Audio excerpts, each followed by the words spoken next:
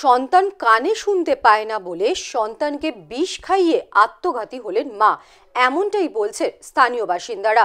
এই ঘটনাটি ঘটেছে আসানসোলে। মৃত মায়ের নাম বৈশাখী মাঝি। সন্তানকে বিষ খাইয়ে আত্মঘাতী হলেন এডিডিএ কর্মী। মৃত মায়ের নাম বৈশাখী মাঝি। আবারও এমন নির্মম ঘটনাটি ঘটেছে আসানসোলে। স্থানীয় সূত্রের খবর, আজ তার শ্বশুরবাড়িতে খাটে শায়িত অবস্থায় বৈশাখীর 1 বছরের ছেলেকে এবং ঝুলন্ত অবস্থায় তাকে উদ্ধার করা হয়েছে। বৈশাখীর স্বামী ব্যাংক কর্মী, তিনি কাটোয়ায় থাকতেন। বাড়িতে শ্বশুর শাশুড়ির সঙ্গে থাকতেন বৈশাখী ও তার সন্তান।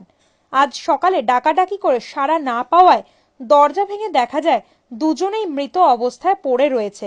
কারণ হিসাবে বৈশাখী শ্বশুর বাড়ি ও বাপের বাড়ির লোকেরা জানিয়েছে, বৈশাখীর একমাত্র পুত্র শ্রবণ শক্তি হারিয়েছিল।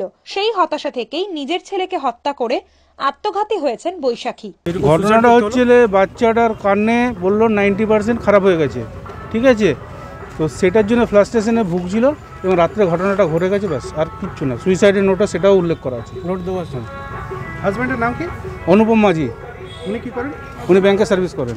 আচ্ছা, এরকম কোনো পারিবারিক অশান্তি কোনো রকম মানে নেই, মানে ওই মেয়েটি ছিল ওর শাশুড়ির মেয়ের থেকেও বেশি ছিল।